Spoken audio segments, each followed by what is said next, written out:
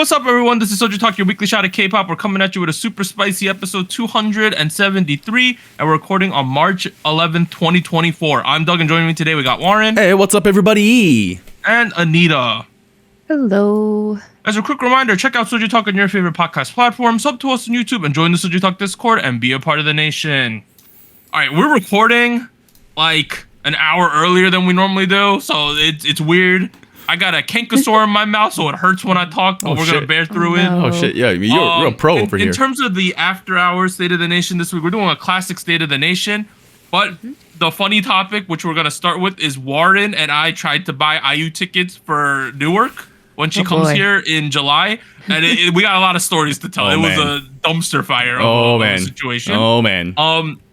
Additionally, the reason we're starting early is Anita has a hard cap at 8:30 our time, so she has 2 hours to record. So if at some point today Anita just is gone, we'll mention it then, but that means she had to leave. So that's why we're early this week. It is what it is. In terms of the big new releases, we got 3 of them. We got SSERAFIM with their B-side Smart. We have xikers with We Don't Stop, and we have Chungha with MEENIE featuring ATEEZ Hongjoong.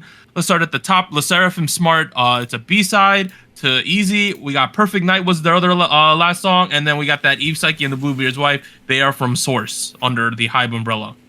Mm-hmm.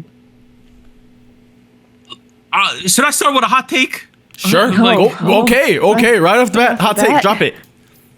For me, this entire SSERAFIM comeback cycle, as a fan of the group, right? Let's preface this. I do not hate SSERAFIM. They're my top 3 favorite groups, but.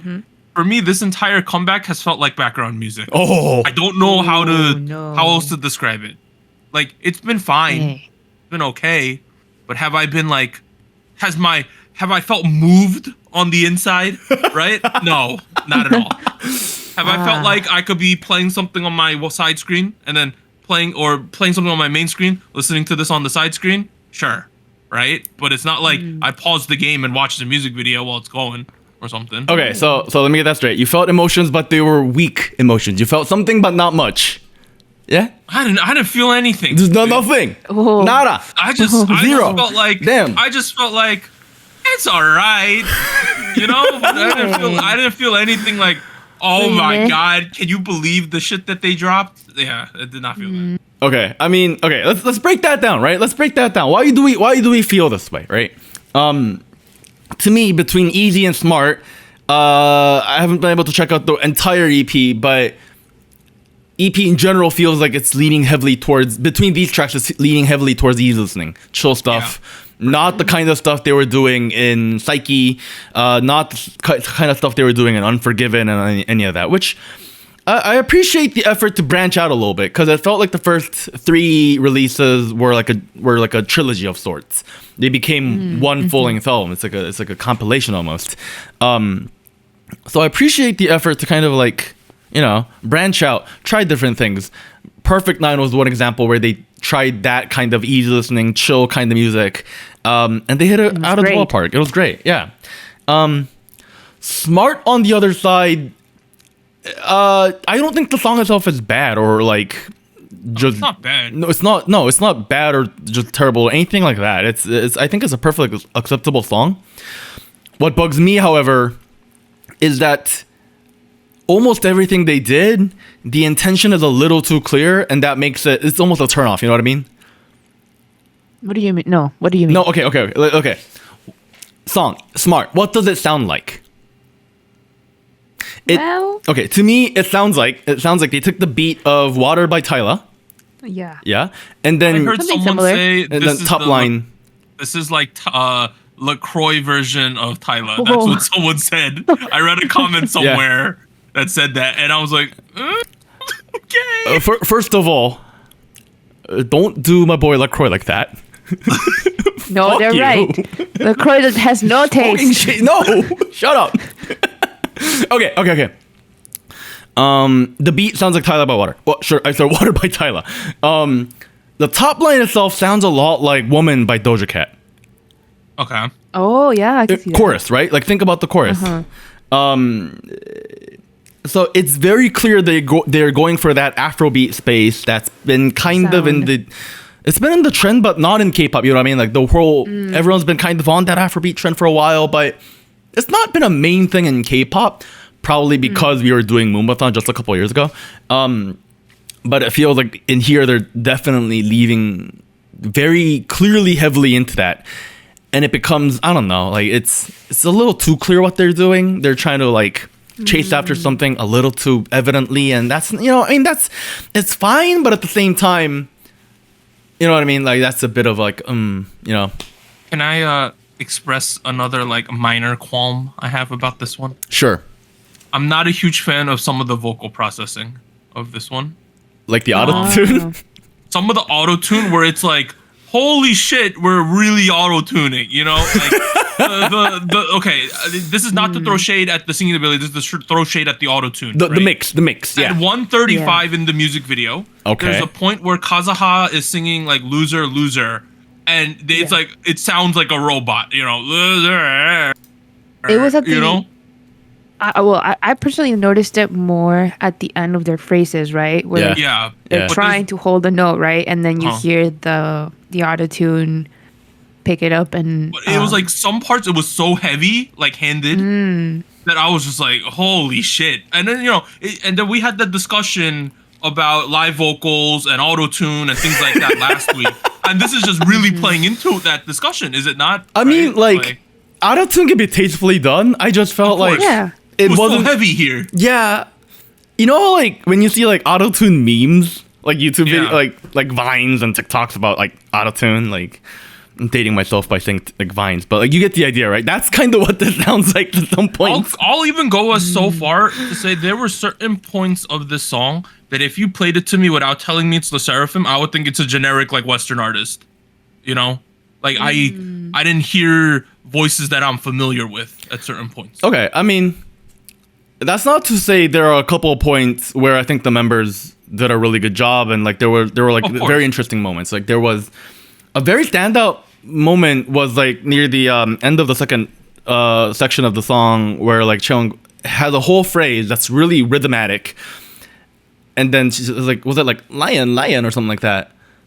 That something about that line. That line was dope, and it's not because like Cheon is great. That aside, you know what I mean? Like that was like, damn, that's good writing. Where did that go for the rest of the song? I guess what I'm trying to say is certain parts of the chorus to me, you know, normally, for instance, like a Twice song, right? You get one chorus and you hear Nayeon sing, and you're like, oh, it's the Nayeon time to do the chorus, right? Yeah. And then they come back around, they do the chorus again, and you typically hear like the Geo chorus, right? And I'm like, oh, that's Gio's doing the chorus now. That's that's sometimes in this chorus they sound so similar each time through, even though it's a different kid singing it, that I was like, maybe we've gone a little too far here. Like I ain't feeling the individual voices coming out. Do you know what I mean? Yeah, no, I'm with you. I'm with you there. Yeah. Anita, how'd you feel? Well, I mean, okay, so this song was not new to me because I saw them perform this in their showcase, their comeback showcase. Right. And I can see why it's very popular. I think some people have even said that, oh, I kind of would prefer this as a title track. And I think it is. I would. Oh, okay. I would. Okay, and I think that's fair because I even though it is a very, well, to me, it's a familiar sound because I've heard Water, I've heard Woman, and maybe in the Western market music sphere, this is not that new. I could see maybe some people being interested in it in K-pop, how it is interpreted in a girl group like this, which is fair. I feel like their performance was very good. Yes. Music video wise, I was a little confused by like this beginning storyline, and then it switches to like a very performance focused music video, and then at the end we bring it back. See, even that felt like very surface level, where it felt like an afterthought, and that was like, okay, like that, I don't know, like okay, I kind of agree with that because I felt a little lost, and it felt like we didn't really need that portion to add to the song. But anyways, visually it was very, very nice. I liked the lighting they used for like the whole set and the different shots they had. That was really cool. I don't know. To me, this suffices as a B-side, to be honest. I think it was a different sound, something they haven't tried in a title track or in a B-side before, so it felt new to them, even though it's not necessarily new to the general like music sound, I guess. So yeah, I don't like. Is this song something I seek out? Not necessarily, because I actually preferred Easy. I liked. You did. The sound of Easy. I did. Yeah. And I voted for it. You did. Yeah. Several weeks. So here we are. I feel like, to me, this feels like, okay, this is interesting. This is not like Easy. This is a different facet they're trying to show. But I guess I kind of agree that it's not outstanding in a specific way where I'm actively seeking it out. Okay. But it's nice.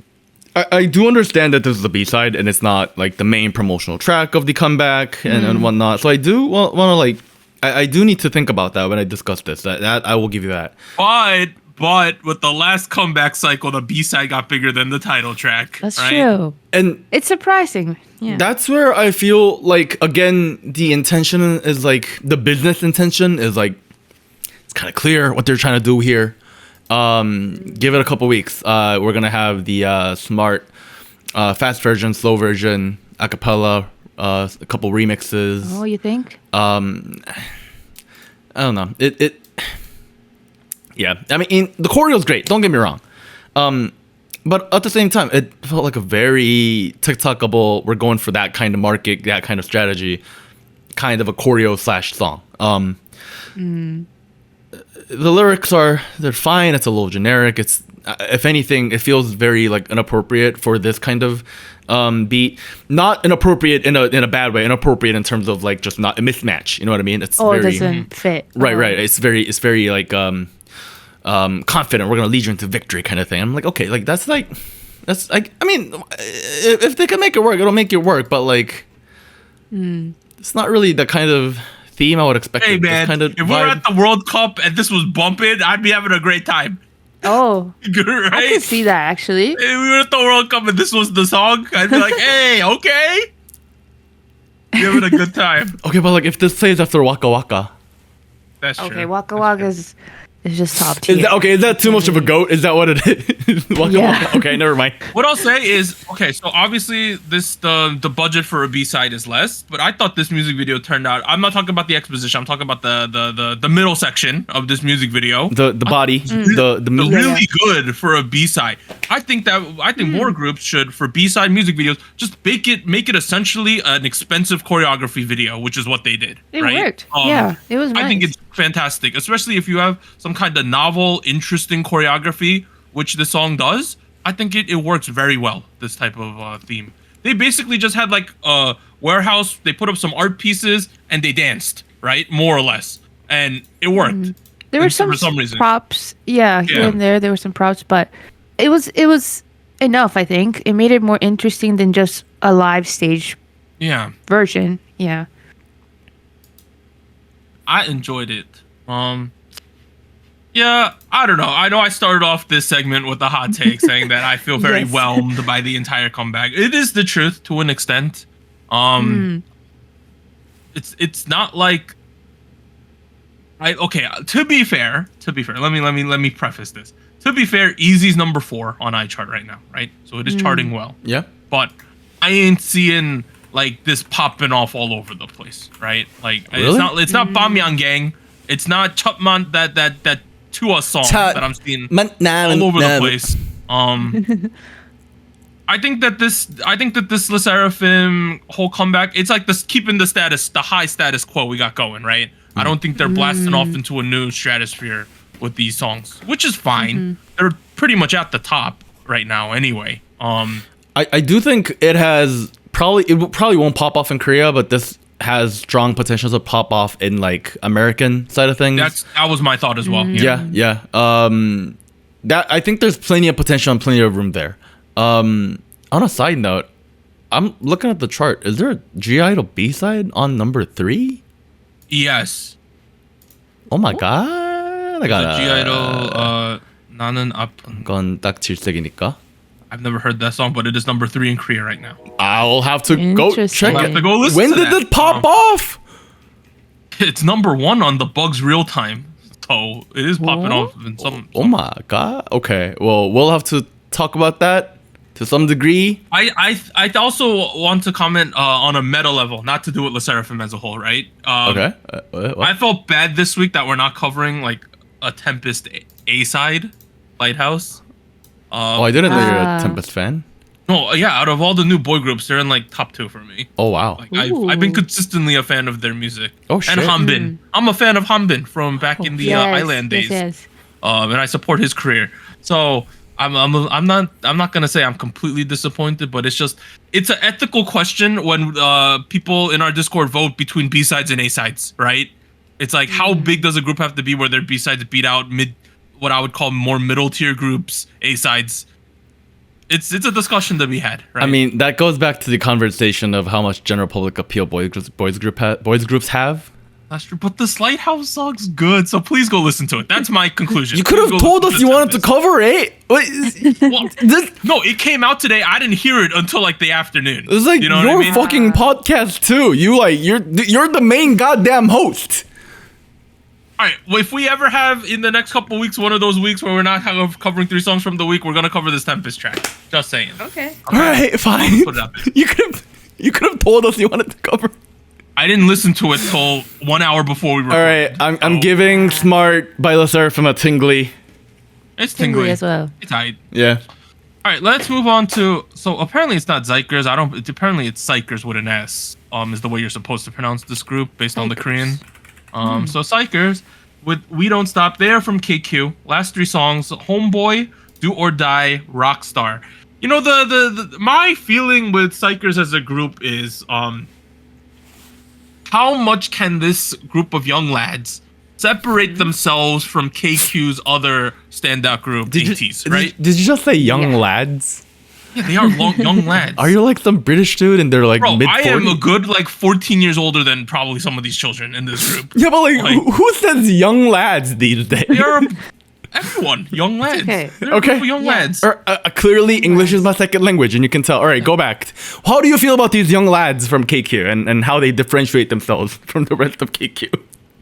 Well, the first thing I want to point out is it is interesting that within their own, KQ's logo shows all the groups. Did you know that in their logo at the beginning of the music videos, it shows the names of all the groups? Yeah. Have you noticed that? It's just something I noticed today as well. I was like, oh, that's kind of I interesting. didn't notice that. In terms of branding. But this song, for what it is, it's this like, it's a little bit angsty. It's actually it's very angsty for what it is. There's a lot of retro sounds, right? 90s, 80s type of bombastic thing going on. And I feel like it kind of works in this setting for We Don't Stop. I was kind of enjoying what was going on. Now, my only big issue was I thought that this group didn't need the false drop that we got at the end of the pre-chorus. I thought we could have just went into the high energy section. It ruined the flow a tiny bit for me. But as a whole package, I kind of enjoyed this. I don't know. I think the fake out drop. That round and round and round. Yeah. The round. I thought it was fine, but at the same time, I can see why you wouldn't like that. I'm trying to imagine how it would sound without it. I don't know. I think it worked for me. This track was pretty cool to me too. It was it had like a very strong hip hop aesthetic, old school hip hop aesthetic, both visually and sound wise. So I dig that consistency there. Not every day you get that these days, apparently. The rap was pretty interesting. I'm not gonna lie. I'm not too familiar with the rappers from xikers. I won't lie. But while I can't say it's like objectively like the best rap music in the world, at the same time, like it felt like the kids knew what the inspiration was, and they were kind of digging deeper. Sorry, what? I feel like they were very committed to it too. Very much. Yes. Like the kid in the first verse, the lad in the first verse with the new era backwards. I don't know his name. Okay, so not the kid with the high pitched voice, the kid with the deeper voice, right? Wait, didn't he have the high pitched voice? No, the kid in the red was the really high pitched voice, the one who won He first. starts the song, I think. Yeah, that starts the song. The second kid with the more denim theme has a deeper voice than the first kid. Okay, they're both very high pitched to me. Oh, Well, one of them is way higher, Warren. I would Like one of them is like really high voice. Okay, fair, but I'm talking about the dude with the blue hat.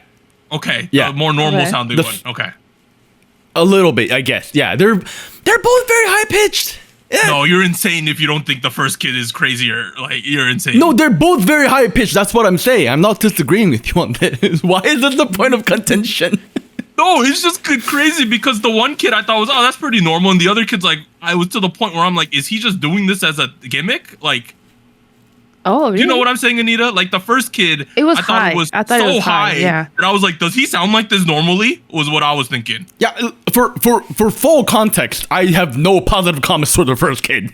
Like, Really? I am with you. I'm talking about the dude with the blue hat in the second part of the first verse. Okay. Yeah. Yeah, no, but I was just no. The reason why I was like, are you sure? Because for me, it's just very different. Like, and Distinctive. it sounded to me that you were saying, they were kind of similar, but the second guy. Okay. They You don't get what we're saying? I know exactly what you're saying, but like at the same time, if I say like a lower range voice, I would think of people like. No, lower is relative to something. We're saying relative to the first kid. Okay. That's what we're trying to say. Yes. Okay, this is a communication thing. Whatever. It definitely is a communication The problem. guy with the fucking blue hat. He was Yes. good. I liked him. Man, I can't. Okay. First dude I did not like. His voice, yes, sounds very artificial. Do not like. Bad. Well, okay. Personal take. Second dude with the blue hat guy. I'm not gonna say he's like the best rapper in the whole world. This is not what I'm saying, but it felt like he has an understanding of what this should sound like, and he is doing his best to replicate that within his, like range as a rapper here. That's what I appreciate. You know what I mean? Like I don't expect these guys to like turn up and start sounding like Kendrick. I do not. But like at the same time, if they're putting in the effort, hey, hats off there. Although the guy's got his hat on. I need thoughts. And yeah. No, I feel like for me, a lot of the first impression, or not necessarily shock value, but hearing the song, I was not expecting this sound, like the very almost like rock hip hop combination that they've got going on. I want to say this is not their first time they've done this. I feel like I remember hearing a previous song from them in a similar vibe. So it's interesting that they're kind of going this route. And I feel like I agree. I feel like maybe the decision to go with this sound is to make a very, very clear distinction between them and ATEEZ. I still heard like some of the vocal delivery for some of the vocalists. It sounded like a little bit like what I hear with ATEEZ, but I mean, I guess I don't think it's a completely bad thing to have some things as similar, but I don't know. I feel like they're very committed to making this distinction, and I don't know if it's for all of the good reasons sometimes, but it's interesting. I feel like it was unexpected. I don't think a lot of other groups are doing the sound, especially with that slowdown at the end. Oh, let's talk about let's that. talk about Let's this. talk about that. Let's talk about this. Breakdown Let's talk ending. about- Breakdown ending. How do we feel about the breakdown ending? Very old school hip hop. I wasn't a fan. And How could you? I mean, to be honest, I don't know if I'm a fan or not. I just found it so unexpected because so the song ends on that like slow down like beat, and then it almost makes the song feel short to me because it feels like, oh, I kind of thought we were gonna end on a higher note, on a higher energy point, but no, we kind of just fade out after that. It was interesting. Okay. Here's why I'm not the biggest fan of it. Number one, it's one of those, oh no, they didn't moments for me. Like What do you mean? okay. As someone who grew up in the 90s, right? Yes. And who did hear some music like this that was remnants from the 90s and 80s and things like that, right? Yes. Classic And boom in bap. 2024, the classic boom bap, which is my favorite style of rap. We know this, right, Warren? Classic boom bap. What? I thought you like angry white rappers. Whatever. But Or both. well, that is It's true. okay. Eminem is my goat. So you got a point here. You have a point here. But when I see in 2024 a bunch of like 17-year-old Korean kids doing a breakdown to this, and they're like, "Hey!" I find it like 10% of me dies a little bit. You know, Why? it feels like to me like some like pipsqueak 15-year-old found their uncle's hip hop collection from 1994 and they played it, and then that is their life all of a sudden. Bro, you know what I mean? why are you gatekeeping 1994 uncle rap music? I'm just watching it like, oh no. You know what I mean? No, you're gatekeeping 1994. That's what it is. No, it's fine, but like I'm not completely pissed off about it, but to me it comes off like, I'm not gonna say it's cringy, but it comes off to me like a little bit out of place. I'm okay with it. I'm okay with it, especially that's fine. because like, if for instance, this was an album, this just track, right? And one track was the first section, like the whole section of the song, and then the second track was this like slow down, bow bow bow, that kind of like slow down beat, old school beat. I wouldn't complain. They would kind of make sense together in the way it flows. Would I view them as a separate song? Yes. Now, okay. So the difference here is obviously it's one song. It's meant to be the ending of one song. But I mean, like, given the aesthetic of it isn't too far, and it's being used as almost like I don't know, like a freshener almost. You know, it's like mint at the end of your meal. Someone needs to show like Snoop Dogg this music video and see what he thinks about it. The ending of it. I wonder what he would think. Dude, Snoop Dogg is scared of K-pop fans. He's gonna be like, oh yeah, that's true. Yeah, he's gonna be like, oh yeah, these kids got good energy. They got good energy. Good energy here. One other thing, there's one kid in a basketball jersey. I like that jersey. It's at like 2 minutes 25. He's wearing a 1980 Eastern All-Star NBA Dr. J. Julius Erving jersey. Yeah, that's the jersey. Wow. Yeah. How did you know that? I knew it was a Julius Erving because it was a number 6. Because it was not LeBron James who also wore 6 at a certain time. Wow. I figured it had to be Dr. J. And it was. I Googled it. Wow. They're committed to this. Wow. Yeah, it's from that jersey's a 1980 All-Star jersey from when he played in Philadelphia. Hey, so I respect attention to detail. I mean, but the kid to the left of him is wearing Bape, and the kid to the right's wearing Supreme. Come on, like to be fair. Well, you know, you gotta also blend in the modern stuff too. Yeah, I guess. I get it. I actually really like the wardrobe of this music video. They were very committed to it. The color scheme, they went for a red, white, and blue aesthetic, more or less. Very America. Yeah, it worked in certain aspects. And honestly, I do feel like they differentiated themselves from ATEEZ. I felt like this was very them. They have. Like, in a way, it felt age appropriate, like this kind of teenage angsty thing going on. Like, I get it. It works in that way. In a way, it reminds me of. People are gonna take this out of context and misunderstand me, but I'm gonna say it anyways. In a way, it reminds me of Sotej and the kids, Sotej and the boys. No, that's fair. I can hear it. I can hear it. Fair. Like, fair. It's very clearly inspired by that kind of aesthetic. It's playing off the fact that they're young. The West Coast influence is there. You know what I mean? Like, yeah. Anyway, another thing they reminded me of, just sound-wise, concept-wise, very, very different. Totally different. But like back in the day, Super Junior debuted with like a very like rock heavy track. How do you remember the Super Junior debut? Well, you're not that old. What the hell? I'm not that old, but I went back. Oh, you did your research as a professional K-pop podcast person. Correct. Okay.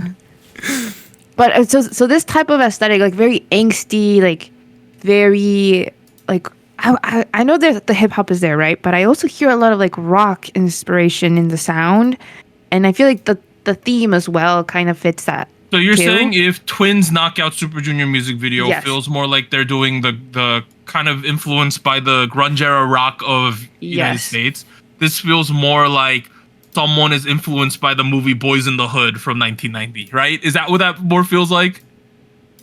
Yeah, I mean, it's a mix of things, I want to say. Oh, this is definitely influenced by like the Boys in the Hood era, that movie.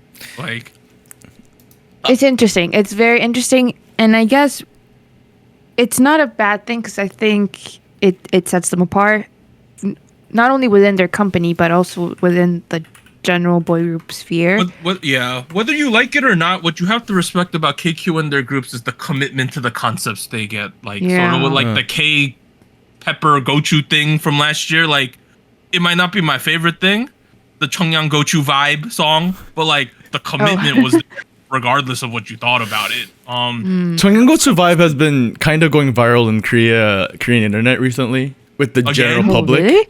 Oh god. Because of Chungyang Gochu vibes, but also because they dug up a video where like they're doing like their own content somewhere, variety, and then they run into a person and someone says the word goat, and then they're like, goat, shoo.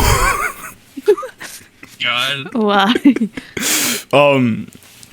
Hey, I mean, I respect rap rock. I like xikers though. I like what they're doing. I felt like this pushed the boundary, but didn't get super into the point where I'm like, this is too much. I thought it was about the right level. You know, if you're gonna go this way, and you know, I think that's good. They got something here. Maybe they just stick with this kind of concept for a while because they're like clearly more committed than their peers about doing this type of retro boom bap sound on this track, right? So maybe this is the path. Doug, did you grow up listening to Beastie Boys? Yeah. Yeah. Like that kind of. But then that so I was like, really, when Eminem was popping off though, I listened to a ton of Eminem. Yeah. But then I was into like punk rock as well to an extent. Yeah. Like So Dead Kennedys. I would imagine like songs like that. Berserk is like right up your alley. Yeah, things like that. Okay. Yeah, so I'm at the intersection but then like the pop stuff of 2000 was like Usher, it was popping off. I was like, I can't like that. That's too much, right? So I kind of regressed. No, like I wasn't into like generic pop music. I was into more rapping and like rock music. Now I wouldn't say I wasn't into grunge. Like I wasn't into Nirvana or anything like that. But I was into like some rock groups. You were too cool, too hipster for these pop listening. No, I completely missed Nirvana because I wasn't alive. You know, like I completely missed that. But like any kind of rap, hip hop, like the Linkin Park album with Jay-Z was really cool for me at the time. Okay. You get what I'm saying? I can see why this would feel like the little kids dug up your old mixtape and now they're like suddenly wearing a new era. Yeah, I can see that.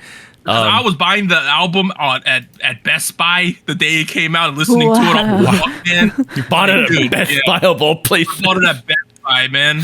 Like, that's how old I am. I'm aging myself. But overall, though, I'm kind of happy the kids are at least bringing up that sound because it was a fun time. I would give this a tingly. I'll listen to it again. Tingly. I say a high tingly, borderline spicy. All right, let's move on to the final song. We got Chungha with EENIE MEENIE featuring ATEEZ Hongjoong. She is now at More Vision, previously from MNH.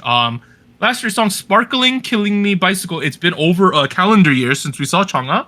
She, in interviews, has stated she went through intense burnout after leaving, or towards the tail end of MNH, and she had even considered leaving the K-pop industry as a whole and going to America and enrolling in a college to just not be an entertainer, period. Wow. Wait, so you're telling me she got burnt out and wanted to go study? She said, I was sick of the entertainment industry as a whole. Okay, all right. I mean, I get that, but like, why choose school when you're burnt out? I just. And Jay Park, and I think at the time Jesse hit her up and was like, "You can't leave. Come on, let's do stuff, all right?" But yeah, so now we have this EENIE MEENIE track. I enjoyed this track. Felt like okay, number one, it's an extremely Chungha track. I don't know how to quantify what a Chungha track is, but for her, there's a lot of performance aspects, right? Yeah. A lot of dancing. She has good backup dancers. It's a vibe. It's a Chungha song. I don't know how else to describe it. It's fun. I feel like while it does have a lot of elements that I recognize as being Chungha, like the performance aspect especially, I feel like this was very refreshing because I don't think I've ever heard her use this type of beat or this type of sound before. So it was very interesting. I think I enjoyed the song overall. It was just the chorus that felt like maybe I'm too used to like high energy chorus from her, but this felt like a little slow for her. It is. I felt like it is. Oh, I kind of wish we had more going on, like a I agree. dance break or something. But yes. I feel like it's interesting. I think maybe it's just me not being used to it. No, when I first heard the chorus, songs. I said, "Oh, this is a little slow for Chungha." That's what I initially thought. But then I listened to the song through a couple times, and I was like, "This kind of works, though." Honestly, though, I don't think she needs to. That's the thing. You know what I mean? Like She doesn't need to what? Speed it up? no, she doesn't need to speed it up. She doesn't need to have like a high energy chorus. Everything here just works. It's just fucking bam. It just works. You know what I mean? It's like up until this point, she's been doing pop music, house music, pop music, dance music, that kind of thing. This one just feels a little more badass. You know what I mean? We had a Chungha rap section. I don't know if I've ever seen that before. I was like, is she rapping? Like, I was like, God damn, what's going on here? And she kind of sold it too. I'm sold. You know what I mean? Like, yeah, she just gave you a taste. She's not like I'm a rapper all of a sudden. She's like, I can rap though. You know, like that's what it felt like, right? When I want to. Everything here is like not overdone and just like to the right amount. It's just so tastefully done. The verse is goddamn perfect.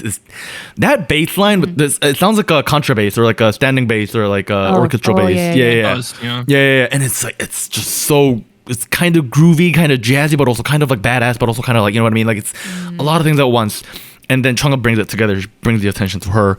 And then we move into the bridge before the chorus, where Chungha does the high pitch, like the thing. And like, that's what she's good at as a vocalist. How do we feel about those segments where it basically does the McDonald's ba ba ba ba but more dirty sounding? How do we feel about those parts? Wait, what part is it? 142 in the music video. It's like ba ba ba ba ba ba ba ba. How do we feel about that segment? I think they're weird. Yeah, I guess I didn't make. Oh, go ahead. No, keep going. No. I guess I didn't make that connection with the. It is though. Now, if you think about it. What are you saying? No, it does not. Da da da da da. If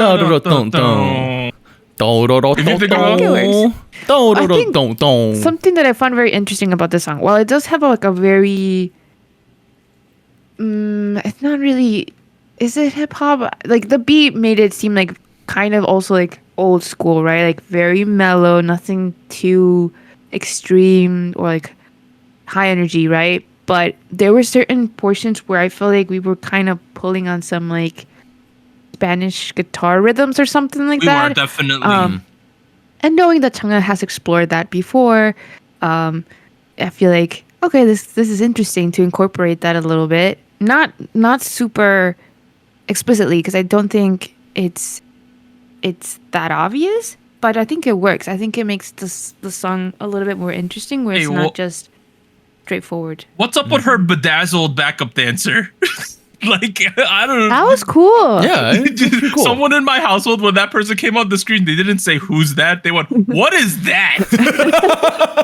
Someone said in my house when it came up. And I was like, your guess is as good as mine. I have no clue what that is. Low key, it was a little like, oh, like, I thought that it was meant to be like a doppelganger moment where like it's supposed to be her. Yeah, she's like in front of these like refrigerators, drink refrigerators, like a minute into the video, and then this person just appears behind them, does a little move, and then they move on like this person doesn't exist, and it's like, the fuck was that? Right? Like, interesting. It was a visual motif. Hey, look, I mean, we haven't had Chungha in a while. We were at a point where we had like too much Chungha, and then we were like kind of sick of Chungha, and then we forgot about Chungha. I was not. And then she like left, I don't know, man. Like, if you go back into the Chungha discography, there's like a lot of bangers that just didn't pop off a lot, but you listen to them after the fact. Sparkling was so good.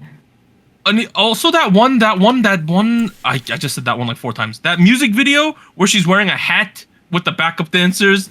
You like, which one is it? Yeah, that one. You and I love that track. That's a banger. Yeah, but no one ever talks about that song ever. I talk about it a lot. Something about the music video, I really they made it feel very gritty and industrial too, right? Because of the sets they chose. They chose like not the nicest areas of Seoul on purpose. It kind of looked like they were dancing in like market hallways or kind of these cafe that hasn't updated its decor in like 30 years or something. Especially that Hongjoong scene is basically in a cafe, right? Like talking about his section, I really liked the beat kind of picks up a little bit during his part, and I almost wish we could have incorporated that throughout the song, because then after his section it kind of goes back to the previous sound. What do you mean it picks up? It's still the same tempo.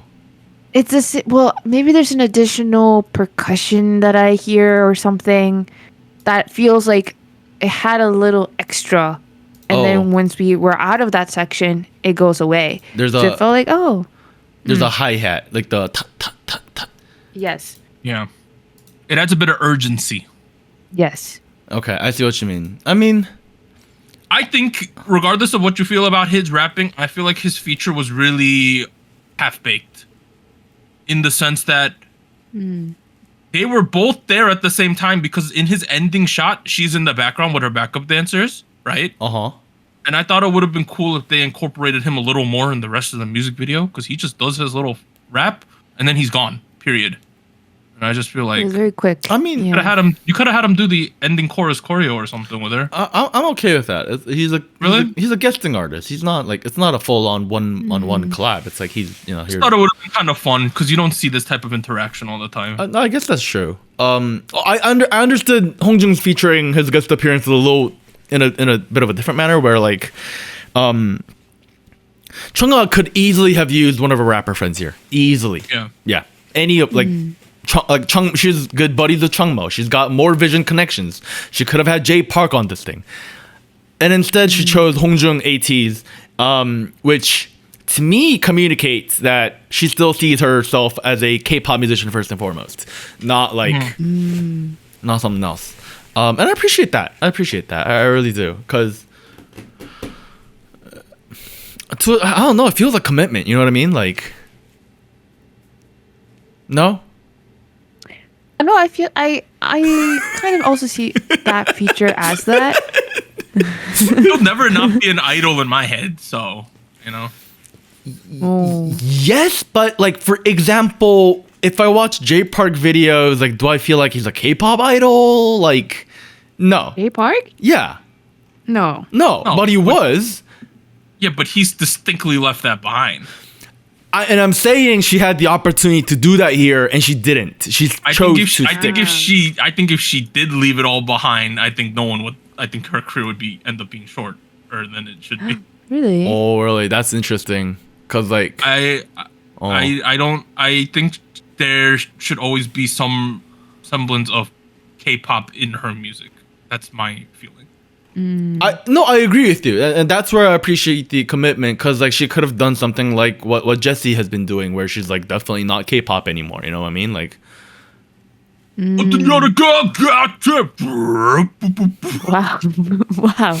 Okay. That's not even. You just sound like you're throwing up. Like, dude, I need to cut that out of the show. Sound like she's just throwing up. I need to cut that out of the show. No, she does not. We're gonna get demonetized for that part. They just can't leave that in.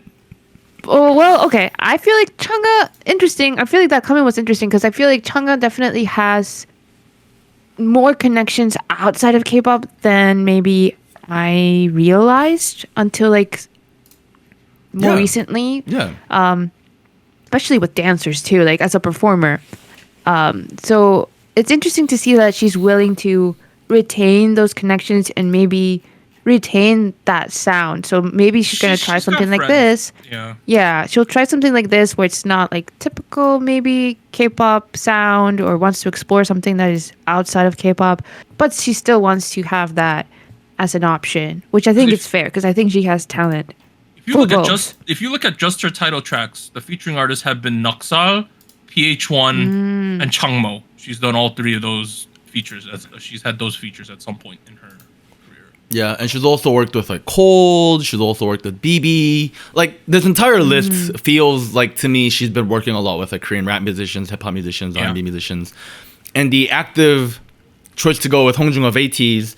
I don't know if it was an intent or not, but it feels like she's like putting her foot down on the floor, saying, "I'm a K-pop musician." It's good. It's good though because like all the ATEEZ fans are definitely gonna watch this a lot more than they would have if he wasn't in it, right? As well, it's fair. Smart. That's fair. It's very smart. That's fair in that regard. All right, honestly, this is a low spicy for me. I had a good time listening to Chungha. I missed the Chungus, What about you, Warren? Dude, you go first. We've always been doing him, you, and then me. That's always. Is this episode 1 for you all of a sudden? Why are we changing this up? No.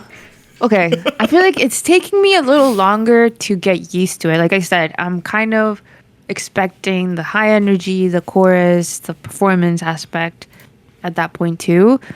So it's a low, spicy, high, tingly. Anita, wake up! Wake up! It is 2024. You've been under a coma for 2 years. Chungha came back. Easy Spicy, a great song, great beat, great performance, great vocals, great. Hongjoong did a good job too. Hey, speaking of J Park artists, people under J Park, I read a whole expose into the MEENIE situation, how she like didn't go to some of her contract schedules and she fumbled the bag, and she kind of so if I'm gonna give it like a 2-second TLDR, Anita, right? There's an artist under one of the J Park labels named MEENIE. She apparently agreed to do some kind of commercial shoot, and then she flaked and didn't show up. And then when confronted about her flakiness, she claimed a bunch of things about the company, like they didn't tell me, blah, blah, blah. And then the company gave Dispatch all the chat logs from Kakao, and they like refuted every single one of her things. And then she got dropped by the label. So people are saying she's a massive bag fumbler, more or less. Ah, man. Right? That's a good TLDR, right? Yeah, I mean, technically they're still managing MEENIE, AOMG is. But it's not looking good. Is what I've heard. Typically, I'm always willing to listen to both sides of the story. Here it's a little difficult to defend MEENIE. I'm not gonna lie. Because she had like 6 claims, right, Anita? And then AOMG sent literally screenshots refuting each of the 6 claims. Like they were very thorough about like refuting what she said. Not a great look. No, it's not. I mean that's a whole different story for a whole nother time. But yeah, other big new releases this week. Chaeunu had a B-side called "You're the Best." Yes. Big Bang Daesung released "Falling Slowly." Daniel Jikal, the new guy at P Nation, released "Fresh." Icon Sung had a solo debut with "It's Call." B2B Hyunshik released Sunshine. iChillin released On My Lips. Matt Champion and Jennie from Blackpink released Slow Motion. What an interesting collab there. Zero Base One released the B-side for their last album called Our Season. The actual album came out like half a year ago, but they are releasing a B-side MV now. Hey, don't stop them. Don't stop them. Highlight released Body and Tempest released Lighthouse. So those were the other tracks this week. In terms of Spice King, got some things to do. Last week, SSERAFIM's Easy and Icon's Bobby both won, right? As a result, SSERAFIM picked up its 3rd crown, entered the Hall of Spice. So it's there now with NMIX's Dash. Only 2 entries. Nice. Second place was Try Be Diamond. 3rd place was IU Holshi. The 3 candidates are the 3 songs we covered: SSERAFIM Smart, Xikers, We Don't Stop, Chungha, EENIE MEENIE featuring ATEEZ Hongjoong. I got a chart. I made it like 10 seconds ago. You just not so sure. I got SSERAFIM Smart in 3rd. Oh wow! Oh. Wow! Okay. I got Try Be Diamond in 2nd. Okay. I got Chungha MEENIE featuring ATEEZ Hongjoong at first. That is my chart. Nice. Wow. Okay. I just threw Bobby away, even though like that was my number one song. I was like, he's gone. He's Dang. gone. That's sad. Skedaddle. I feel bad Skedaddle for Bobby. Well, no need to worry because I still have Bobby on my chart, and he's in second place. Ace. Okay. Oh. Okay. I thought you said second, first place. He moved up. Third place, I have Chungha. I enjoy this, but like I said, it's taking me a couple listens to get into it because I am still expecting it. I did listen to the I'm Ready song that was in like the teaser for this comeback. Very much giving Stay the Night vibes if you're into that sound. So listen to that one as well. What's first? Shima Bottom? Like No, I have NCT Wish. Wish. wow. I know. It's surprising. I don't know. I've been really liking this song. It's a nice sound that I feel like it's not always present with the boy groups. I feel like sometimes we skew for the more hard hitting, more heavy stuff. So this is refreshing. I'm liking it so far. And that's my chart. Wow, Oh my Anita, goodness. you are one of the 3 Yeah? people that voted for NCT Wish this week. Go. Yeah. Jesus Christ. It was you. see. Yeah, it was you. One person in the general chat of SojuTalk Discord this week, and then me Nice. What? Okay. You too? Where? on third place. Okay. There we go. I've come around to this I'll track a little take bit. it. Yeah. I mean, it's a nice track. I like it. It's got good vibes. I don't know. Something about Yeah. it feels very youthful. It feels like I'm 13 again. Or something about it. You know what I mean? Like it's. Okay. Okay, Warren. Sometimes I tell a joke and I hope people I know know that I'm joking, and it's like there's a moment where I'm like, shit. Like some people are not gonna know. Sure. Okay. Anyways, it's a great track. Love the beat. Yeah. On second place, I have Chungha, EENIE featuring ATEEZ Hongjoong. Oh man, Whoa. yeah, this is also a good track. I really like how it flows. I really appreciate how good she is with this shit. She's so put together. I don't know. There's like nothing to complain about, and I found myself skipping to this track Oh. continuously Do today. you have Bobby in first though? Oh my god. You do, right? Did you just say Bobby? Because Harmless by Bobby featuring Chanmina is indeed first place of my Soju chart. God. Wow. Also, it's a good ass album Okay. for what it tries to do. Last week I complained that there's I was hoping for like another like pop track as a title track, maybe like a double title. Oh yeah. I had those wishes fulfilled now that I've listened to the rest of the album. It's like it's very consistent and cohesive with what he's trying to do, but it's not repetitive either. It's very well put together pop album. It really is. Okay. SojuTalk Nation and Gochu Gang. Third place, Ayu Hershey, 44 points. It beat out Chungha by 3 points. So There we 44 go. points. Ayu Hershey, third place. Second place, Tribe Diamond with 66. Oh, and wow. in first place, they had LeSSERAFIM Smart with 78. That is their chart for this week. As a result, we have a dumpster fire of a chart. We have a 3-way tie for third. Wow. Okay, the more the merrier. 3 for 3. With six points, right? Well, these 3 songs all have 6 points. LeSSERAFIM Smart, because I gave it third, and then Gochu Gang SojuTalk Nation gave it first, so that's 6. Tribe Diamond is also in third because I gave it second, and then Gochu Gang SojuTalk Nation gave it second. And then NCT Wish, because Anita gave it first, Warren gave it third. So all Hey. 3 of those Let's got 6 go. There we go. Second place with 8 via Warren's first place vote. Anita's second place vote is Bobby Harmless Bobby, featuring yes. Changmina. First place with 9 points via my first place. Anita's third, Warren's second is Chungha MEENIE featuring ATEEZ Hongjoong. 9 points there. Boom. All right. I'm not complaining. Okay. Chungha MEENIE featuring ATEEZ Hongjoong picks up his first crown. There we go. That is the Soju chart for this week. Nice. Finally, we're at show winners. We got 3 of them, and we have one interesting one. Anita, hit us with them. Yeah, first off, we have LeSSERAFIM with Easy. They won on Amp Countdown and Inkigayo, so we have a total of 7 wins so far with this song. And then we have Plave with Way For You. They won in Show Champion and Show Music Core, which was their first win ever. So 2 wins for them so far. Very interesting. Nice. And then you have Gravity with Love or Die. They won in the Show and Music Bank. So 2 wins for them too. Congrats. So the interesting one is Plave. Obviously, yes. There's been an extreme amount of discussion about the ethics of Plave as a group on the Western side and on the Korean side. We should probably talk about it in State of the Nation at some point. But that's a whole discussion, yeah. Because I think there's a lot of misinformation about the group as well. People think it's an AI group, but it's not. It's not. They're real people. The way I'll describe it, the best way is: do you know Twitch VTubers or YouTube VTubers? It's essentially a VTuber group. Right. Is the way I'll put it. Right. Yeah, that's the structure. And then, but people are trying to make backward ass arguments, in my opinion, saying, well, it's not fair. They don't have to live up to the standards that idols do in terms of their personal life. And I'm like, that's a step in the wrong direction. We're trying to based on the Karina apology letter news this week, we're trying to move past that bullshit, you know? Like, or people are saying, well, they don't have to look good in person, and it's not fair, and things like that. I don't know. At the end of the day, discussion, though, yeah. At the end of the day, the music shows just reflect what the general public in Korea and international, sometimes if there's a section for that on the point system, and fan base is into, right? And right now, on some of these channels and some of these metrics, people are very into Plave as a whole.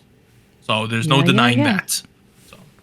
But we could talk about that ethically at some point in the future. You gotta do like a catching up stream with Plave. That's what you gotta do. We should, because it's contentious. Some people are not happy that their oppas are losing to Plave. Is the best way I'll put it. Damn, Plave is also somebody else's oppas. Like what? Come on. They're real guys. They're also oppas. They're not like ChatGPT 1, 2, 3, 4, 5. You know what I mean? Like. Yeah. But those are the show winners this week. That's part 1. So you talk episode 273. We'll be back after a short break. 3, 2, 1.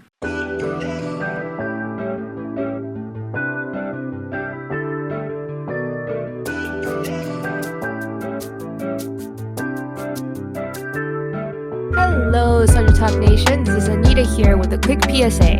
If you would like to support SojuTalk Kpop Podcast, please like, subscribe, or follow us on whatever platform you're using. And consider joining our Patreon at patreon.com/SojuTalk or donating to us at paypal.me/SojuTalk. On behalf of the crew and myself, thank you. Now back to our regularly scheduled episode.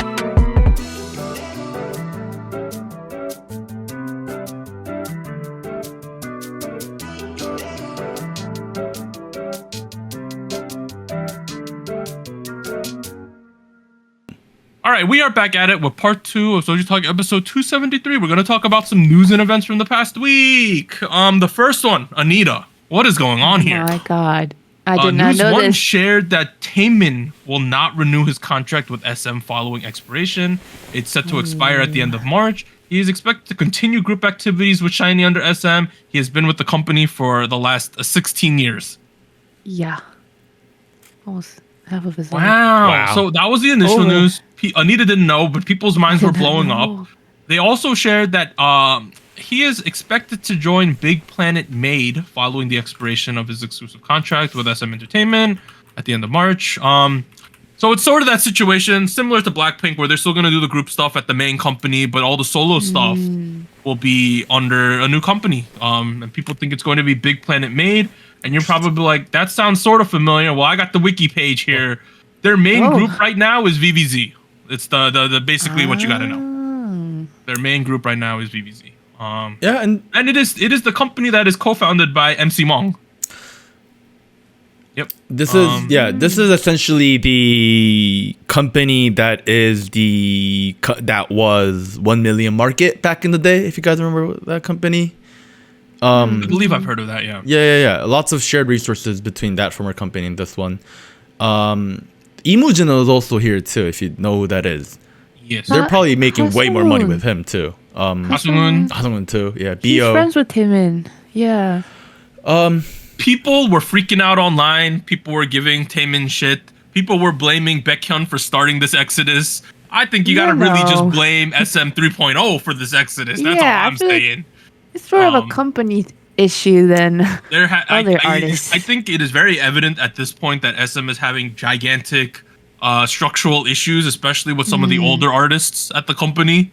Yeah, times have changed is the best way I'll put it. Regardless Very glad of to hear though. Yeah, regardless of how we feel as like an outsider, idols have openly shown that they have a respectable like a relationship with Mr. SM, right? Yes. Without him in the house, obviously people are gonna feel feelings. You know what I mean? Like, hey, Anita, look at this one though. The next thing. oh, Yeah. shit. It's also expected to end sometime in the first half of 2024, but they don't know if he's gonna leave or not. But people are looking at the writing on the wall. Wow. Dang. All right. So potentially we'll see what happens with him.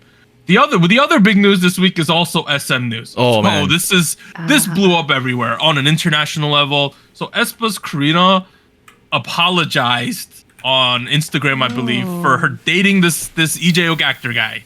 Now, if you don't know, in the past week, 2 weeks since it's been announced she's dating this guy, there have been daily protest trucks outside of SM. What? People have been shit talking Karina all over the internet, saying, "Was our love for you as fans not good enough?" Like really cringy shit was coming out. So she had to apologize. She said sorry so many times in this, it's ridiculous. So she apologized for dating someone, and she didn't mean to offend anyone or hurt them. It's all bullshit. Now, this has happened in the past where idols apologize for dating people. It's stupid, but it happens.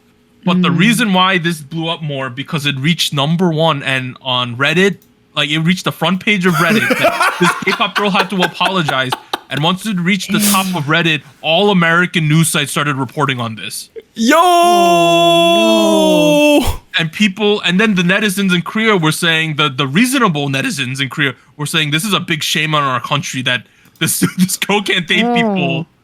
Yeah, so if you look on the news, there's like BBC articles, CNN articles, Sky News, New York Post articles, all talking about how she had to apologize for dating someone, even though she's 23.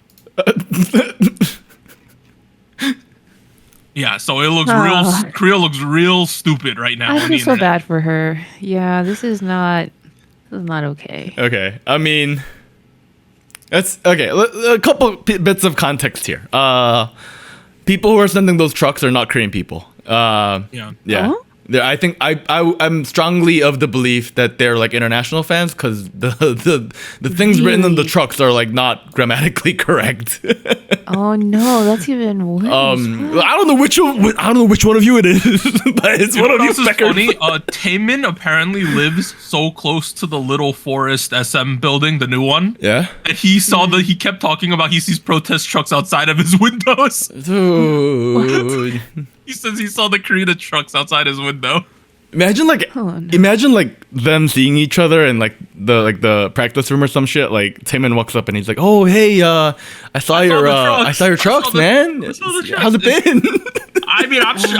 I know she's probably shy, but I'm sure he poked the joke, and I'm sure she laughed about it. I'd be like, "Oh, nice trucks, Karina," and she probably was like, "Shut up." Okay. Oh. I have been doing a bit of a deeper dive into people that are pissed off. I was like, okay. I went in with the hypothesis of what if I'm wrong about my assumptions of these creeps being fucking weirdos? What if they actually have a point? Because, I've never been a huge Mai.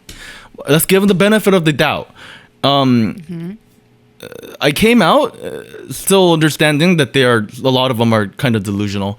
But here, 2 takeaways I made, and you are welcome to do your own research and make your own conclusions. But 2 takeaways I had was one, yes, they're Delulu, but so is the fucking company. It feels like a lot of what SM has been doing with aespa has obviously been right. It is a very big part of their fucking marketing. It is like the fans. Yes, they're Delulu, but at the same time, that's a part of the system. The rest of the system is SM, and the rest of us, you know what I mean? Like it's okay. The other takeaway I had was that a lot of them claim, and I'm like kind of convinced that some of them at least are like this, that they don't see Karina as like as a potential date or like ooh, you're my like waifu. They don't see him as that, but more so like I raised you. More so like I put you in first place. They feel ownership over her success. it feels no. like I'm watching like a traditional Asian mom when their Asian kid is suddenly like dating or like, you know, goes to college. You know what I mean? You know what I mean? That's Is that even worse? I don't even know. I don't know if it's worse or I don't know if it's better, but like there is a word, and for a long term I thought it was a meme, but like people use the word simulative dating and simulative child raising, and people have been using the latter a lot more in terms of like how people describe their relationship with idols. Another word that's been common is parasocial relationships with either content creators or singers or artists. Oh yeah, I mean these are both types of parasocial relationships. It's all grouped into that. Right. Because at the end of the day, you feel like you have this strong relationship with these people, but Karina... That's horse shit. So I've been using the word delulu to agree with you. The way I have always approached K-pop, which is it's kept my boundaries good and very clear to me, is I view them no different than I view athletes I like on sports teams. You know? The thing is, dog, some fans are delulu with fucking Lee Gang-in or like, you know what I mean? Like that's a whole nother thing out there. No, I'm just saying how I view them. How I'm just like, I support the team. We want team success. When things go well, good. When things go bad, we should still support. You know, things like that. But that's the extent of it. And I'm in, and like the healthy, normal thing is to realize like, this person is not gonna know about your existence. It is what it is, right? There's relax. I just think the fact that they made her apologize is stupid, or maybe she wanted to, but I just feel like the fact that this type of thing warranted or apology is ridiculous. I think all of it is stupid. And at the same time, going back to what I said, this being a part of a system as well, where the company is fully aware and playing into what is going on. I don't know if there's a solution. Not in the immediate. No. This is one of those dark parts of K-pop that normally just gets swept under the rug, but when it reaches an international level, it's very embarrassing that this shit comes out. And the thing is, like, the reason I don't have a clear, like, do this, do that, like, this like, prescriptive measure here is because, like, I know they make a shit ton of money off of it. And I know for a fact they're going to make way less money this year than they did last year. Like... Facts. Yeah. It's a very complicated... I don't know. Let's move on. All right. The 7th Division of the Seoul High Court ruled in favor of Chu again against BlackBerry Creative's appeal regarding the non-validity of her exclusive contract. The court stated, quote, "We found the conclusion of the first trial to be reasonable." Okay. So what we said. Yeah, so BlackBerry Creative took another L. Congratulations to Chu. You are now completely free because you cannot appeal a second time, I do not believe. So yeah. Okay. Nice. Let's go. I think you can. Okay, we got to talk about this one.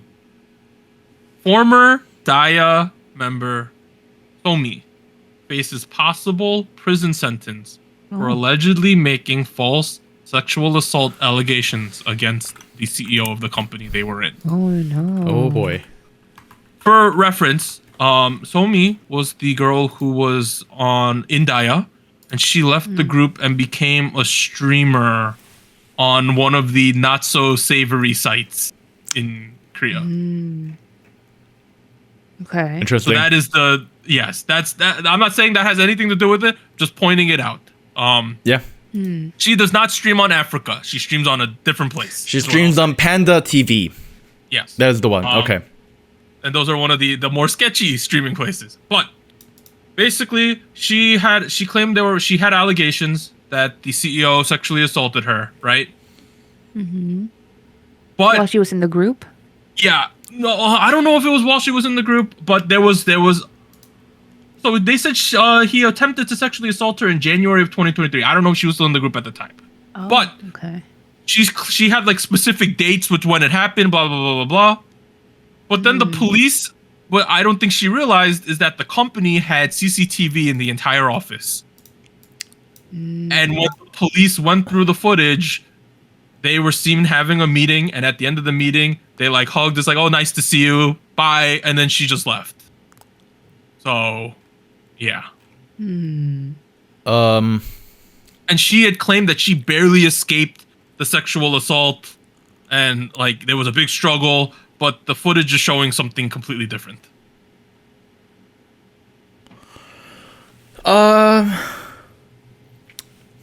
Okay. I mean, I want to say, are you an idiot? Wow. How did you think your lie was gonna fly when there's CCTVs? Yeah. So. It's not. The court is scheduled to make a verdict, but reports are saying that they think she's gonna lose and get in trouble, like maybe some jail time for this, for wasting resources. I mean, the prosecution is also asserting that she made up these allegations in order to pressure the CEO. Because the storyline that the prosecution is saying is that she wanted to date the rich CEO guy because he's relatively young, right? Mm-hmm. And then she was using this against him to make him break up with his current girlfriend, is what the prosecution is saying. What? Okay, that's just, why would you do that, man? And then she denied that she made up the allegations, and her lawyer stated that she was drunk and was unable to make good decisions at the time. Oh, that's never an argument that works, guys. Yeah.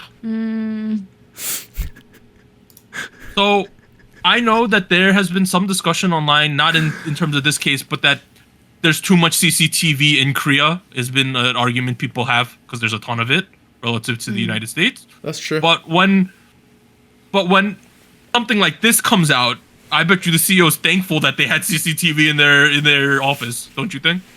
Like, oh yeah. Yeah. Hard to refute. Yeah. Footage. So this is a really awkward situation, right? Yeah, I don't know what to say. It's not a good look. Not a good look. Why? Let's keep going. Why'd you do this? Next thing, SSERAFIM entered the Billboard Hot 100 with Easy entering at 99. Oh, nice. Wow. Nice. So we are getting that Western vibe here, right? The West is starting to eat it up. So we do have something here. They are starting to gain traction.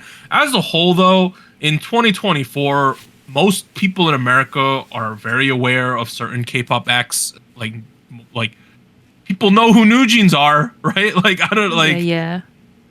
New Jeans also won a big award. I don't know if we never covered it. But 3 days ago, they won an award at the Billboard's Women in Music 2024. They won Group of the Year. Oh wow! Wow! Group of the Year. So people are very aware of K-pop artists in the West. Hey, it's showing right here. Maybe the other song that came out this week as well. Smart. It might be following it up in a couple weeks. So shout out to I SSERAFIM. wouldn't be surprised. We will have to see. Next one, guys. Island 2 has been confirmed, and it is going to air on April 18th, and I believe it is a girl season. So you know how the Korean public gets very invested once there's girl. Actually, it's between Mnet and the Black Label this time. Oh, right. Island 2. I forgot about that. And I believe it's a girl season, so it should be happening. People are very excited. It's gonna be on Mnet. People are like this. Well, I guess this is my fix of the Boys Planet, Girls Planet produced series this year. It's gonna be this. This is the big show. Is this the big summer event?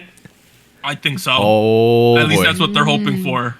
Yeah, so we'll have to watch, guys. If you win, you get to work with Teddy.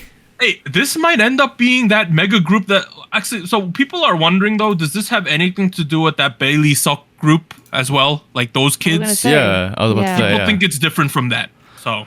Oh wow! Interesting. Teddy really diversifying his portfolio over here. We'll see. Hey, it's exciting. Even if you watch this teaser video, they dumped a ton of money again. They brought back the egg, Anita. You know, like they brought it. They're running it back one more time. So I'm pretty excited for this. Oh man.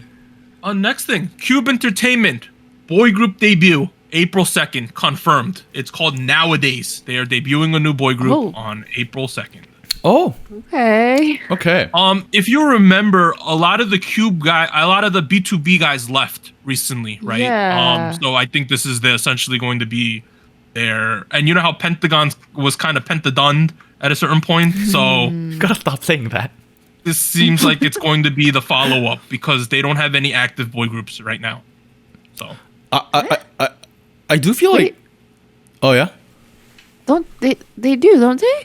No. Who? Their what about groups are Golden Child? That's my thing. That's Woolim. Yeah, that's Woolim. Oh, that's Woolim. Oh. Yeah, they don't have any. Their active soloists are Jo Kwon. Did you just try Soyeon. to take our biggest sources of income? I'm sorry. What the fuck, Anita?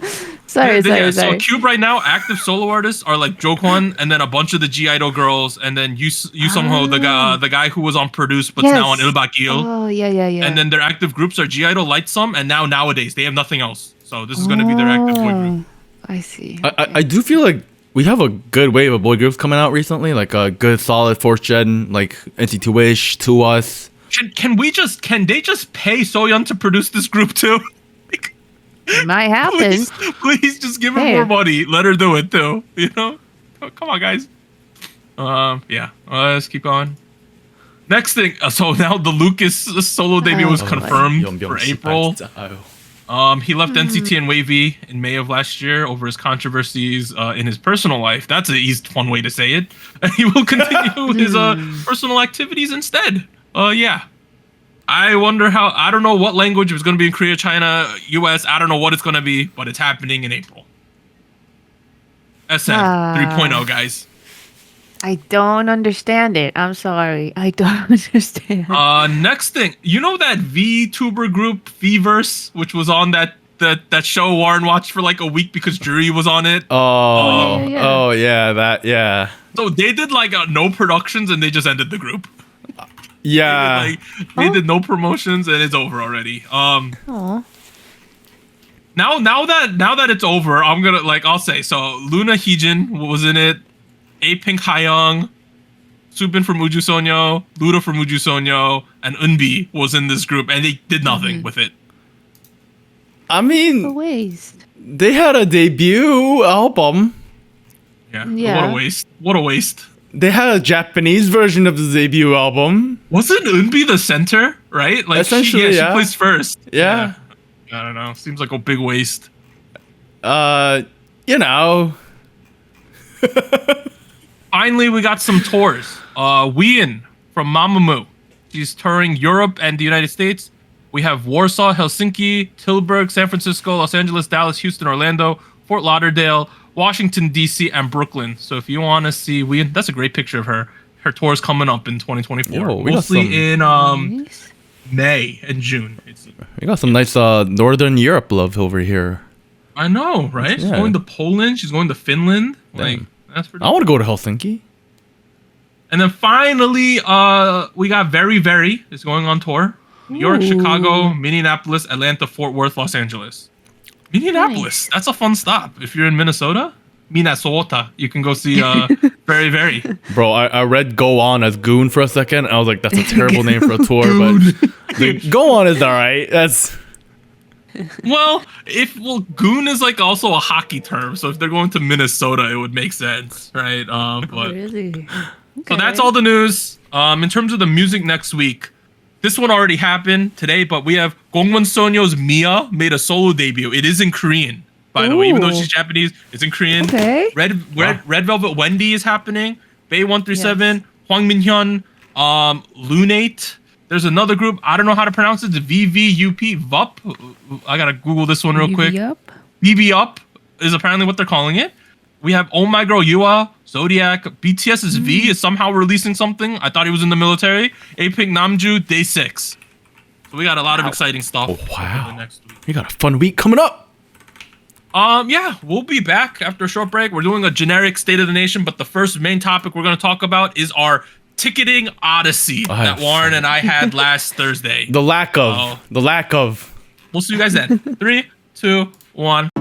And here's an extra special shout out to all of our Fiesta Patreons on patreon.com. Bagel, Charles, Cotton Ball, Del Monic, Ellie, Irvtron, Gogu Mama, Honey Pools, Liam's Games and Toys, Luke Daniels, NJ Parks, Tyr, Siu Sumi. And thank you for joining SojuTalk, your weekly shot of K-pop.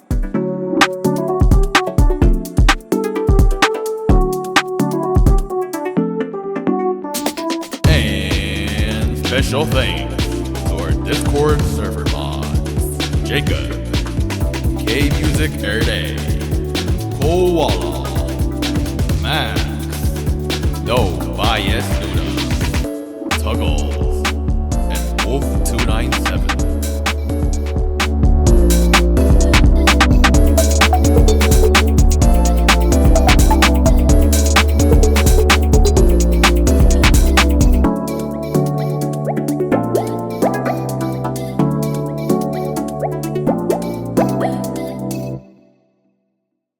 Okay, we are back. State of the Nation. What have we been doing? All right, Warren, let's talk about what happened the last Thursday. What Fuck a happened? dog. Yeah. Okay, we tried to ticket for IU's stop at Newark at the Prudential Center. The concert's happening in July at some point. We were really prepared. We showed up right on time. We showed up beforehand. We were in the waiting room. We were with a bunch of people on Discord, and plus there was people typing to us. So on the Discord, there was probably about 10 people trying to get tickets for this Newark stop, right? Yeah. Yeah. The way Ticketmaster works these days is about 10 minutes before you get put in a waiting room, right? You're all in the waiting room with people. It's random. And then how I think it works is once it hits 0, they randomly assign you a number based on how many people are in there, right? Guess what number Warren and I got, Anita? Oh, I think. 22,000 something is what both of us got. Yeah. I remember 22,054. By the way, Malfiar was 500 something in the line. Wow. That's crazy. Now, for reference, Prudential Center is probably going to have somewhere around like 16,000 tickets, right?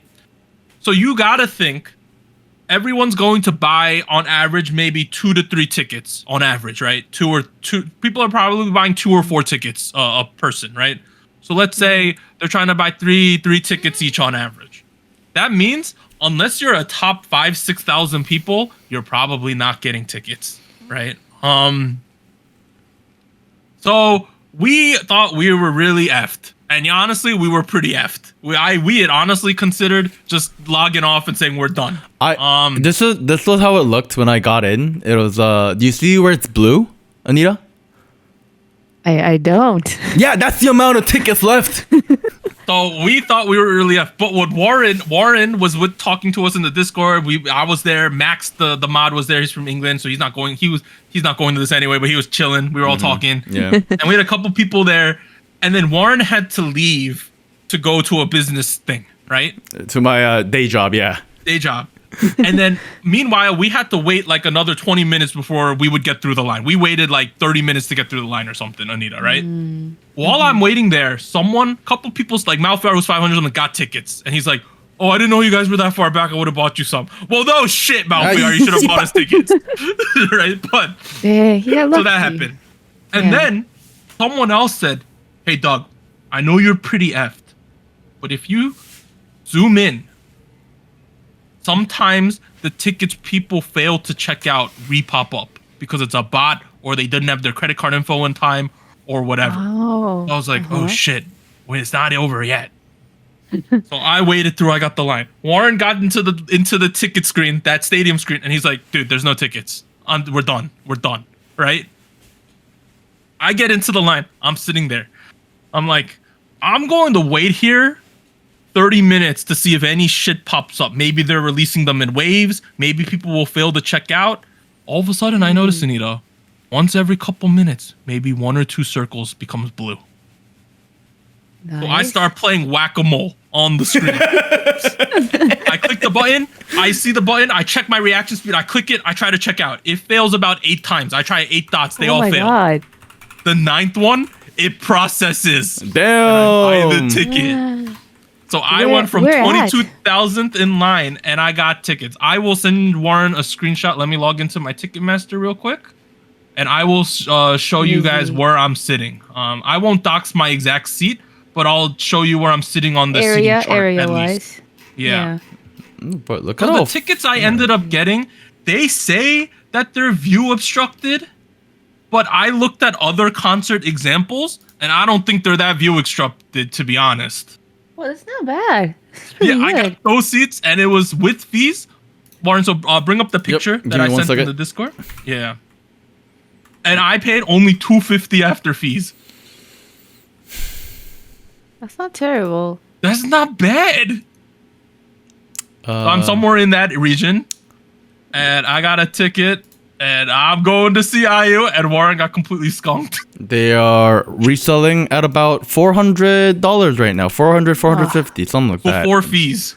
Yeah. That's crazy. I really hate the scalpers. I really do. I think Warren's best bet is he waits till the week before on StubHub once people get desperate to sell them, and he picks up a cheap one there. I mean, I could get like a nosebleed for like $200 before fees, so that'll be like what, $300? You'll end up paying about what I did for a way worse seat. That's the problem. Yeah, I don't know. The thing is, I saw some of those pop up. I really did.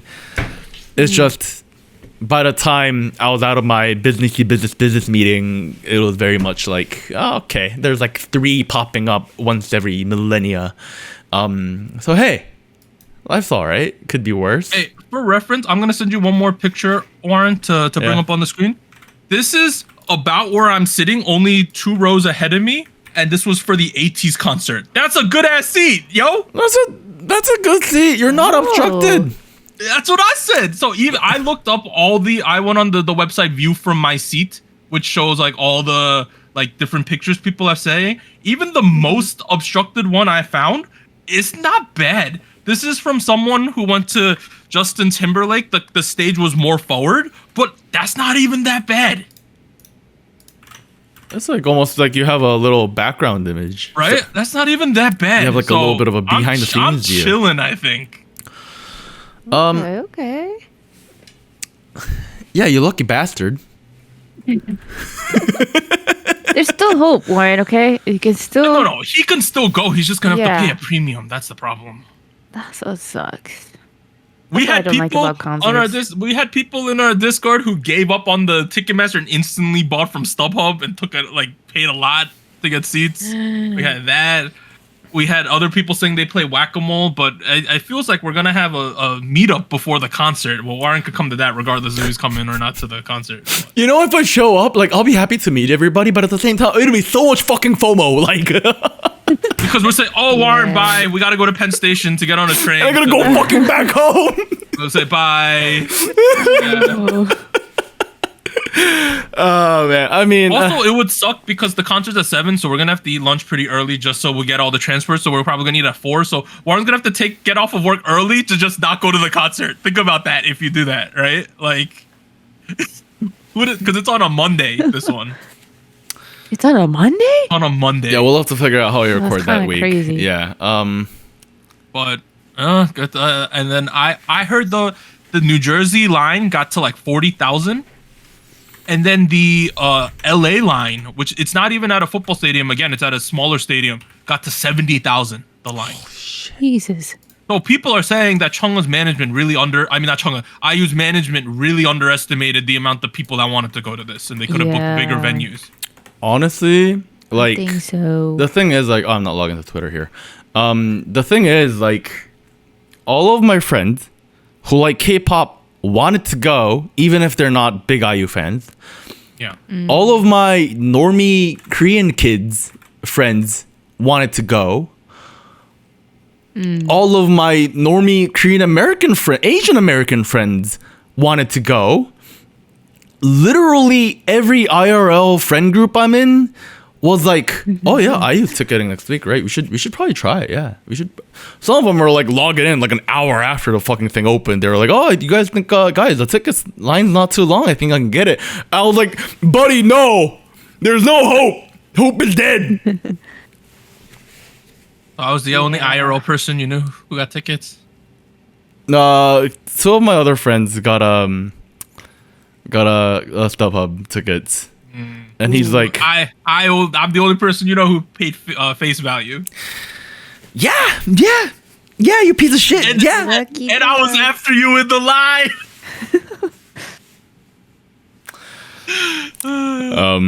I mean, like, that's all right. My one IRL friend who also got a ticket through StubHub, he got 2 tickets for him and his girlfriend. He's like trying to convince me to go, and I'm like, I'm not gonna third wheel you guys.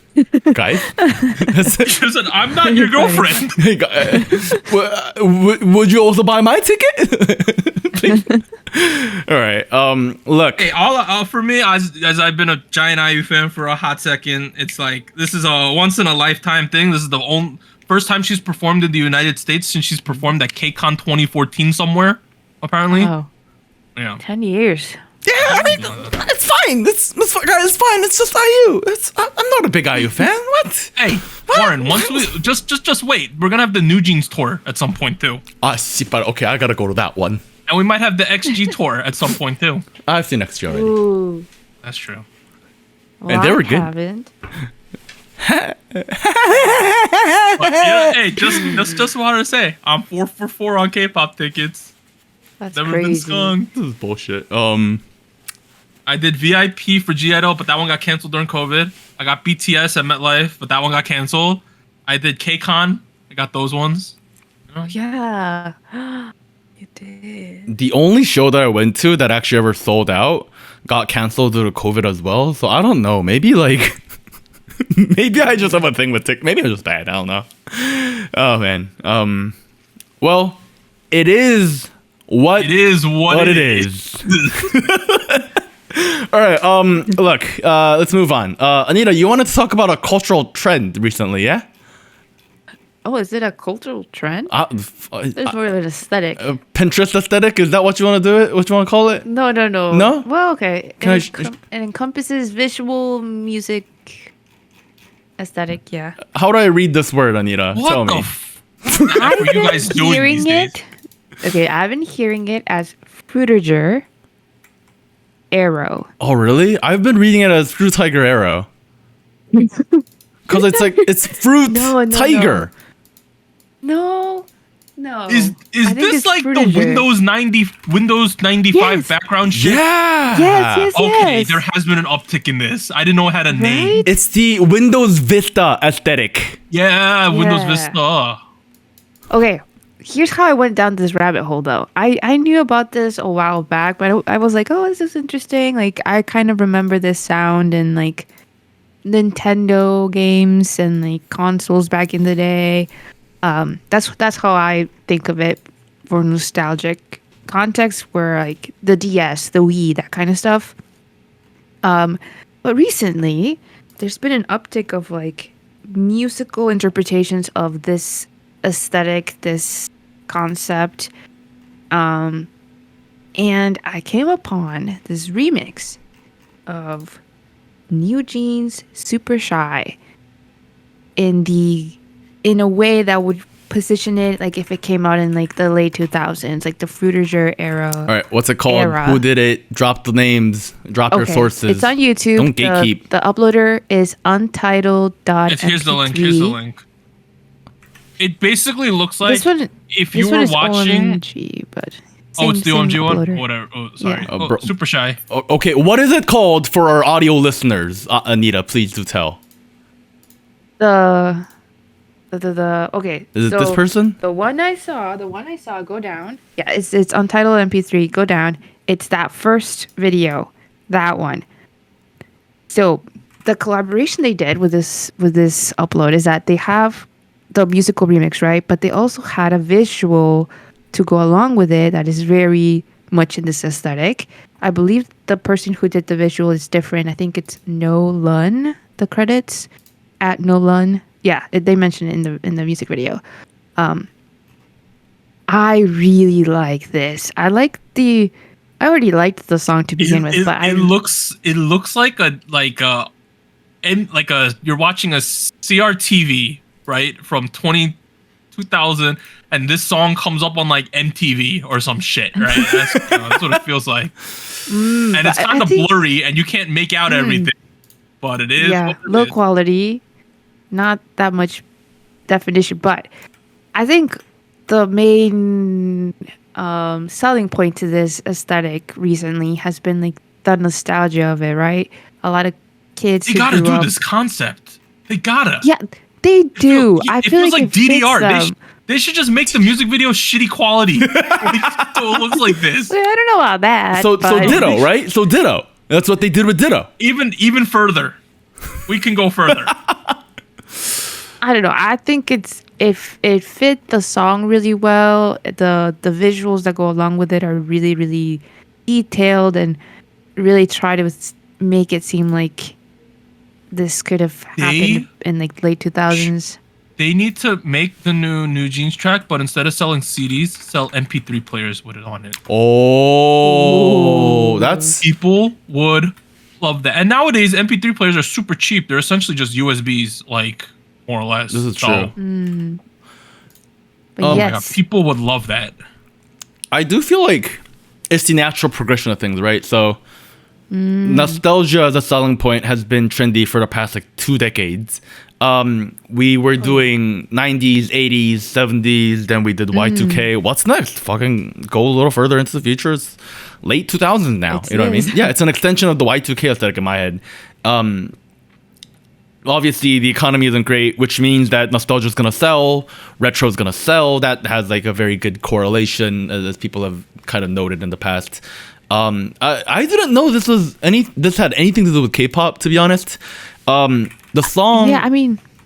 Oh my god! What if they sell this new Jeans thing? As you remember, hit clips from back in the day. I mean, do you know what that is? I have no idea what that is. I don't. What's Just a hit type clip? hit clips.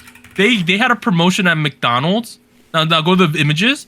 They sold the songs on like these little discs like that. Oh wow! And you put it into this player, and it played like a minute of the song. I'm not gonna lie, like this is my first time seeing what this is. It's like a tiny little MP3 player that you can play stuff into, and you put those little things in it, and it feels very much. This feels like a new Jeans aesthetic already. That's what I'm saying. What if they start selling the little hit clip, and then they have all 5 of the songs on little discs like that too? People would go crazy. Well, I hope People would love that. the management production team sees this and is interested in having this as a concept, because I think it goes really, really well. What if Hype just made a proprietary player for their future CDs and don't do CDs anymore, do something proprietary. So like what Kanye did? Yeah, is that Kanye did that? Nobody liked it. That's true. Fruit Tiger Era is like the way I'd approach this kind of like trend is like the same way I'd approach vaporwave in the past like 10 years ago or so. This is exciting though. It's a visual trend. It's a musical trend. I love it. It's a little shallow, but it's kind of fun. I mean, those times were great when I was like in 8th grade and had not many worries, you know? Good time. The one song I think captures Fruit Tiger Era the most is Lease by Takeshi Abo. Yeah, which is, I mean, it's literally from 2003, and it's like, I think it's like a little before then, actually, because I think some of the timelines I was looking at, they were saying like 2005, 2004 to like 2011 ish as the era for the visual aesthetics. I'll be honest with you, Anita. I think that's just fucking made up at this point. It's just really. Yeah, I mean, it's such a vague. Right now, it's such a vague term. It's a new trend. This is like the type of music that used to play on like those old Japanese visual novels, essentially. That is exactly Fruit Tiger Hero music, actually. Yeah, I know, dude. Rudiger. Yeah. No, I hit that on the head, didn't I? Right? Yeah. That is exactly what Lee sounds like. That's exactly the kind of shit Takeshi Abo does. What's the word? Digital lo-fi has also been another trend in like lo-fi digital aesthetic has been kind of trending in the underground scene, right? Like if you think about Peggy, his last album with what's his fucking name? You know what I mean, right? Scaring the Hoes. That is classic lo-fi digital. Not familiar. No? Okay. a very lo-fi-esque take on early takes in digital mediums has been trending recently. That's where like a lot of like electronica, folktronica, and electronica musicians have been doing like really popular, and like early 2000s Japanese music has been like really popping off. I'd probably say it's a little early for K-pop, but then again, like I do agree with Doug. I can see New Jeans doing this. I don't think it's gonna be for everybody, but it'd be great. Yeah. Some people never left this era though. To be honest. It's like how like it's like skinny jeans. Yeah. Yeah. Oh. It's like, man, I love this aesthetic. Yeah. Right? I have a thing now that on all of my new devices, I don't change it from the default wallpaper because it'll remind me of the era. That's what I do these days. That. Like I refuse to change the background. But default backgrounds don't look this flashy anymore. That's true. I'm looking at my computer. My background's a cityscape, if anything. Can you send me a link? I like cityscapes. It's of Seoul. Yeah, you do. Oh wow, Seoul is beautiful. How beautiful! It's a huge file. But yeah. Okay, never mind. I just wanted the screenshot, but I appreciate. Oh wow, this is very pretty. This is not. I have an ultra wide monitor. That's why it fits perfectly. Oh wow, that makes sense. Look at you flexing your ultra wide.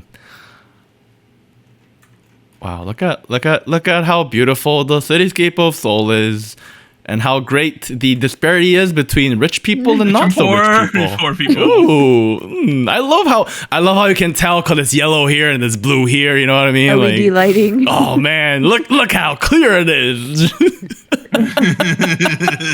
Hey, so it's Fruit Tiger, right? Rudiger. Fruit Tiger. Okay, how do I pronounce how to pronounce Fruit Tiger Arrow? Rudiger. Rudiger Arrow.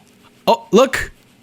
Fruitiger. Look, 97 people read it as Fruit Tiger. That's clearly the answer. What's the majority? What? What's the majority, Warren? I don't know what that is. Where'd that go? No. I'm not going to tell you what 110 people voted for. Like, now that I'm older, I'm real nostalgic about like turn of the century, like 2000 to 2010 era.